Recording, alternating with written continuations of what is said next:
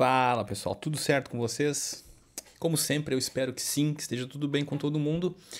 E é o seguinte, continuando ainda na saga do baixista, porque nessa semana teve o vídeo do baixista do John Mayer, o Sean Hunter, que eu não conhecia antes do vídeo. Muito obrigado ao inscrito Adriano que sugeriu o vídeo.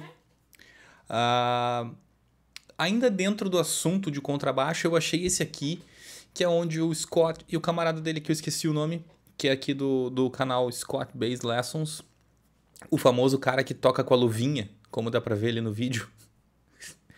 Ele já explicou porque que ele toca de luva, eu só não lembro. Se alguém sabe, põe nos comentários aqui pra me poupar a pesquisa. Tô com preguiça. Mas é o seguinte, os caras vão comparar linha ou linhas de baixo do Flea e do Paul McCartney, pelo que eu entendi. E eu acho sempre legal esse assunto de influência, né? Quem influenciou quem copiou quem, porque nada na música surgiu do zero. Nada, ok? Então, é sempre interessante esse assunto. Claro que existe um limite entre a inspiração e a cópia, eu acho. E aí a gente discute esse limite, de repente, no vídeo aqui. Mas eu acho mais interessante é os caras estarem discutindo dois grandes baixistas. Muitas vezes eu vejo o pessoal falando do Paul McCartney como um excelente compositor, né, um cantor muito bom, né, um letrista excelente, mas eu não vejo tanto crédito quanto eu gostaria, porque eu acho ele um excelente baixista. E eu não vejo tanto crédito quanto eu gostaria nesse sentido ao Paul McCartney. Mas a gente sabe que os grandes baixistas pós-Paul McCartney, alguns grandes baixistas, por exemplo, concordando ou não, Gene Simmons, eu acho o Gene Simmons um grande baixista, porque fazer o que ele faz, cantando, com aquele monte de roupa, o cara tem que ser muito bom. Flea, né, entre outros, já declararam que são inspirados pelo Paul McCartney no contrabaixo. O Flea a gente sabe também tem outra vertente, funkadelic, parliamente e tal. Mas beleza. Mas incorporado a isso também tem o tal do Paul McCartney. Então vamos adiante no vídeo para ver o que eles têm para nos dizer sobre esses dois. Porque eles sim são especialistas em contrabaixo. Vambora. Vou passar um pouquinho, senão eu vou tomar um ban lá no jogo, cara. Of all time. Iconic bass lines from two of the most... Vou botar um pouquinho. Take a look at two of the most iconic bass lines from two of the most iconic bands of all time. Come Together by the Beatles and Give It Away by the Red Hot Chili Peppers. Tá, aquele esquema, né, pessoal? Se a legenda der alguma falhada, eu corrijo aqui, eu vou ajudando.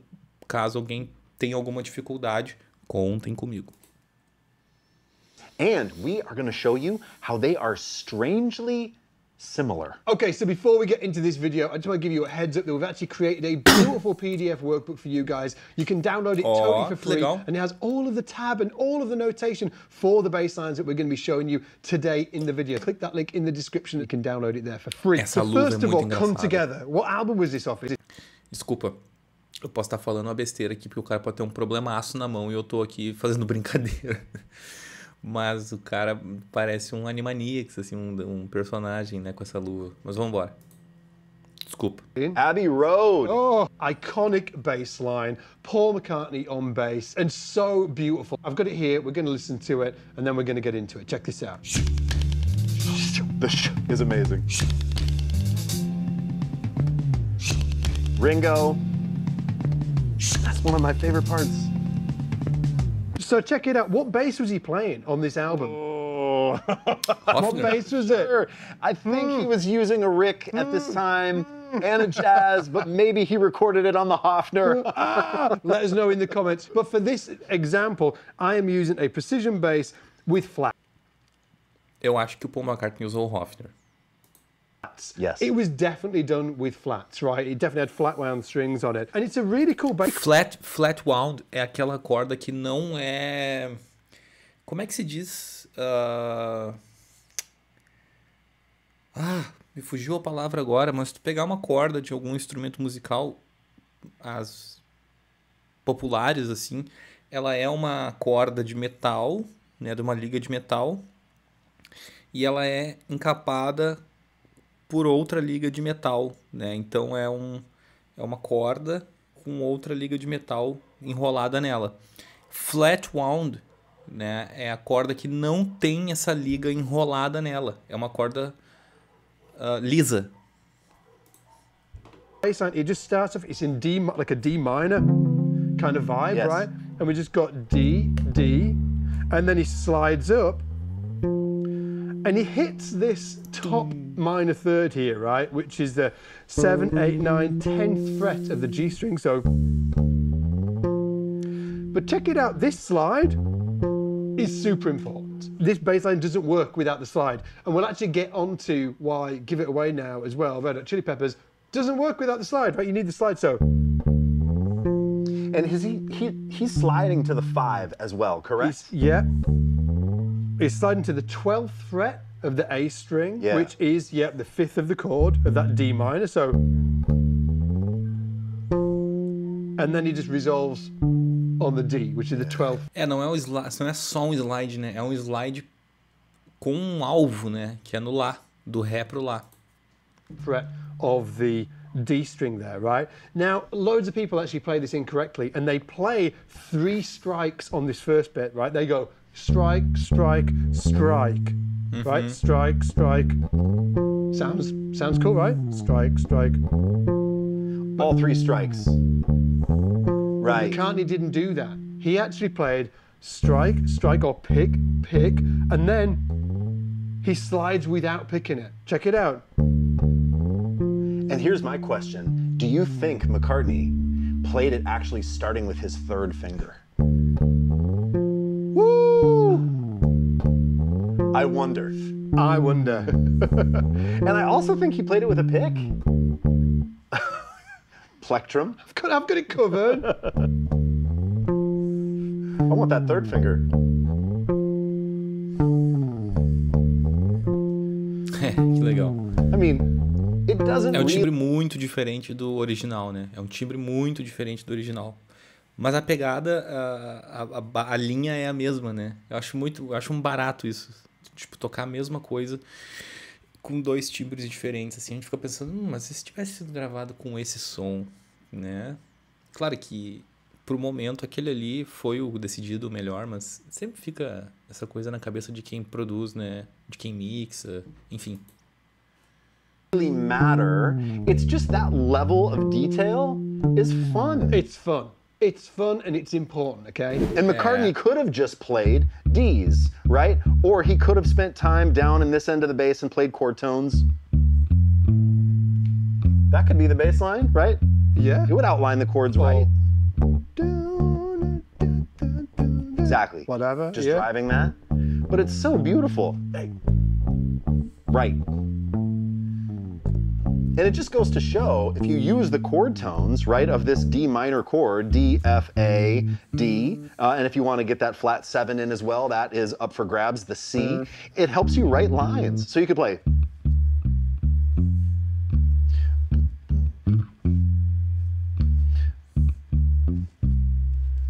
Right? Yeah. Any of that is up for grabs, right? But McCartney didn't do that. Tá. He played one of the coolest bass lines ever. And part of it is that slide. You're so right. The slide If he is writes so a few hit. more songs, he might, you know what I mean? Somebody might spot him. Next up, iconic bass line. Isso é criatividade, né? Assim, o cara, com certeza, ele tinha recurso para fazer tudo isso aí que o cara falou, né? De fazer essas mesmas linhas e tal. Mas a decisão de fazer o slide é o que tornou essa parte da música tão charmosa em conjunto com a bateria. I first heard this when I was 16 years old. I was around in my friend's house, Sam Viney. Man, he played me this track and I was just sort of like, Oh, I know. It melted my face. Yes.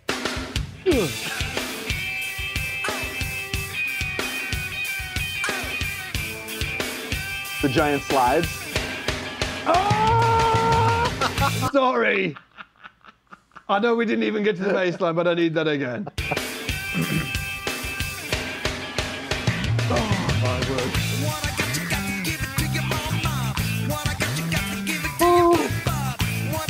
Hear that slide? Yeah. Okay. É a mesma coisa. This begs the question. Did Flea rip off Paul McCartney? No. Deixa aí nos comentários o que vocês I think acham. that maybe you got inspiration from it, but if I listen to it, Right. the two things that are really similar about these bass lines is you hear that root note and then that slide up. Yes. And it's high, right? The Right. and then we've got, right, you play, you've got Yeah, the tone, yeah. you've got the tone. Yeah. Ah!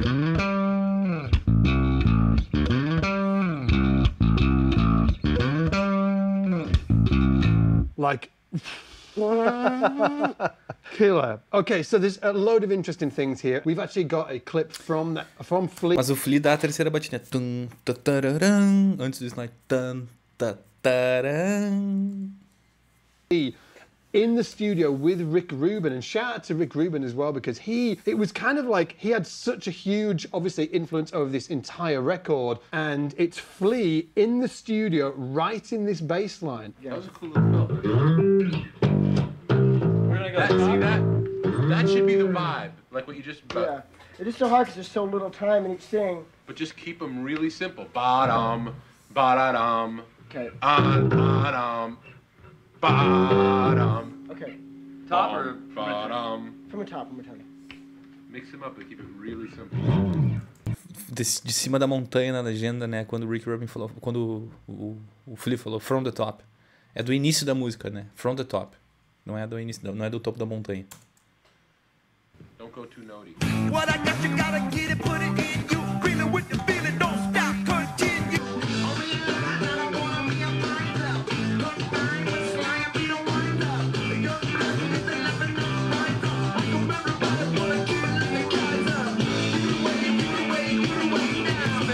Space, he says. Wall Mark 2, I think. Oh, this. is it? A I'm wall, looking, it's a yeah. Wall Mark 2. So this is a Wall Mark 1. This Yeah. is a Wall Mark 2. Yeah. Let's break the bass line down for them, but then also let's talk about the tone, because there's like a bit of a monster tone going on over this side of the room. Well, I mean, I don't know, man. This bass is Esses caras se divertem muito fazendo esse vídeo, cara. so Que legal. inspiring. Wall Mach 1 from 1984? 4, I think. Yeah, 1984, 94, Just incredible. But what Flea is doing is he plays hard. He goes hard after these notes, right? does. Toca pesado. So it's like really digging into this A. So to get that vibe, right, even if you don't have a Wall Mach 1, you can smash your bass, right? You do need rounds on it. Like, this isn't going to do it. This has got flats on it, right? Actually, let me just turn the tone. It's a vibe, though. Yeah, but I kind of dig that, too. I mean, it's hip, but yes, Yeah. this, like, the sound of the early 90s, the sound of that wall, what I have going on down here is super simple. It's just an SVT model in the HX Stomp, so it just gives a little bit of amp-like grind. And then the wall... Turn that off. So that, Oh, yeah. you turned it off for me earlier, and I was like, oh. Because it's like easier. We've just got a little SVT, sort of like amp simulation. Yeah. When you say little, for me, I'm like, oh, so it doesn't make that much of a difference. But then you played it, and I was like, oh, it makes a big difference. So this is it without the SVT Right. on the HX Stomp. Nossa, muita diferença. Doesn't quite have the right vibe. Yeah. Right? Now put it on. Yeah, Tem if you mesmo put it corpo, on digamos and you're assim. hitting the bass. Os harmônicos. Completely different. Yeah. That's the vibe, isn't it? Yeah. And what I'm doing is I'm playing the A, and then I'm hitting the bass with my plucking hand and playing a ghost note. Yeah. Right, and what you're doing there is you're coming sliding up the D string All the way. to this E. So if this tune is in A, right, we're sliding up to the E, which is the 5th, and then we're playing that flat 7. So really, we just have these notes, right? And what it's doing is it's making like an A7 chord A7, without the Lá 3rd. 7. But then Flea comes down and defines it as like a Menor. minor vibe because he's playing that minor 3rd down low. Yeah. But up high, Bam, bam. that's what's going on. E é a mesma linha de... É praticamente a mesma linha de baixo, né? Praticamente a mesma linha de baixo. Então tu vê a questão do cara ter composto lá em 1969 essa linha de baixo. Numa outra afinação, num outro tom, num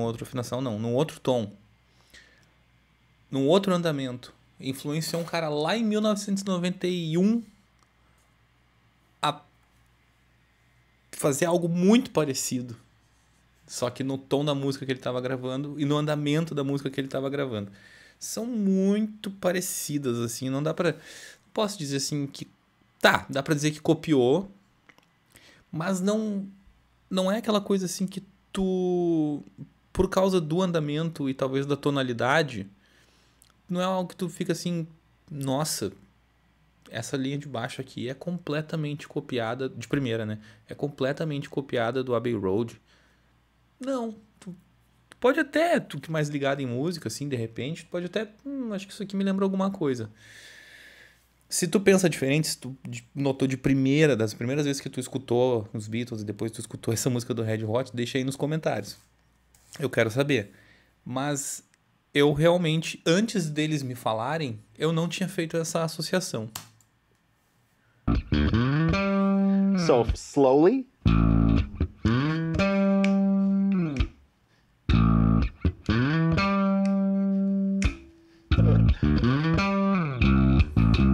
And that is the part that really Ruben contributes to the most. This, how he finishes it.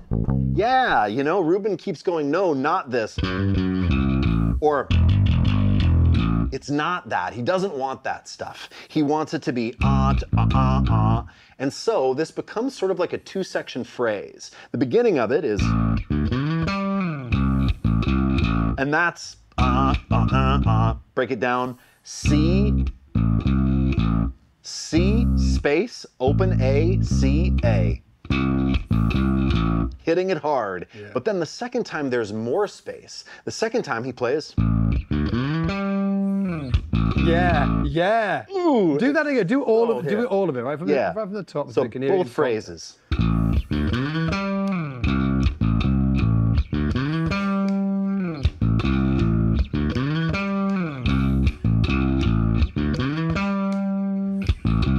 Yeah. Remember to get the PDF workbook. Esses caras se divertem muito fazendo isso, cara. Quem não se divertiria, né? Do you know what? I know that, I know in my heart of hearts that there's no way that Flea obviously stole this from Paul McCartney and ripped him off. But I kind of wish that he was inspired by it and one, amazing track had such an amazing contribution to another track. Like, I don't think it actually happened, but I do wish that it did happen. Well, how cool would have that been? I mean, if one night Flea was there listening to McCartney do his thing and he was like, you know what? Well, it's not out of the question because, cool. I mean, Come Together is massive.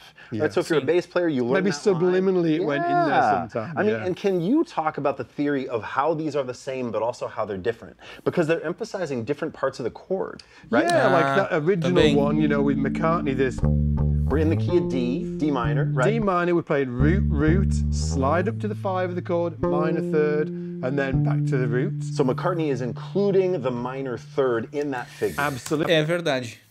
É verdade. O McCartney tá arpejando aquilo que entrega o que é o acorde já de primeira. Se é um acorde maior, se é um acorde menor. Primeiro ele vai da tônica para o quinto grau. E do quinto grau ele toca a terça do acorde de Ré menor. Aí ele entrega que acorde é, né? E toca a tônica de novo, a oitava acima. Pum, tum, tum, tum, tum.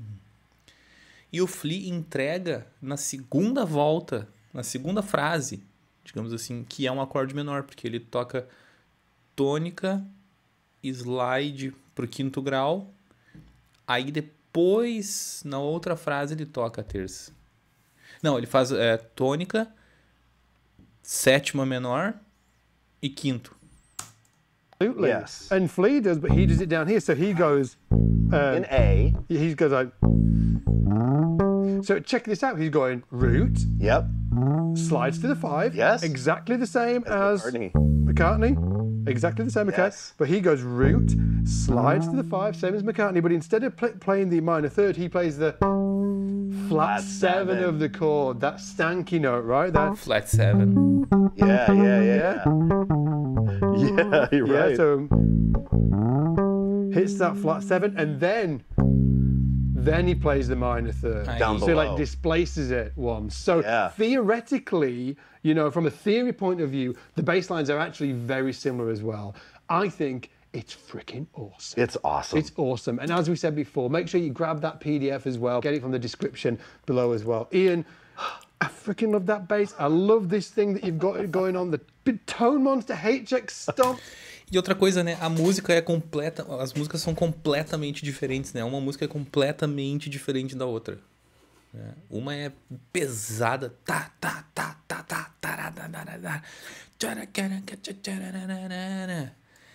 E a outra é um andamento muito mais para trás, muito mais devagar. Ao mesmo tempo que tem muito mais espaço para as coisas soarem, né? Não que o do Red Hot não tenha só porque ela é mais rápida, tem também. Mas a Come Together tem mais respiração, eu diria, né? É mais econômica. E a do Red Hot é um trem passando, né? Te dá alguns respiros de vez em quando, mas em poucas partes. Mas é isso. Se vocês concordam ou não com o que foi dito aqui, que foi dito ali pelos dois caras também, deixem aí nos comentários. O vídeo ficou um pouco longo, mas é isso aí também. Não vou ficar me privando de falar o que eu tenho que falar aqui só para fazer uns vídeos de 10, 15 minutos. Passou aí só um pouquinho do que eu tô acostumado a fazer. E é isso, rapaziada. Agora o assunto continua nos comentários aí. Muito obrigado pela participação de todo mundo desde o início do canal até aqui e seguimos. Até o próximo.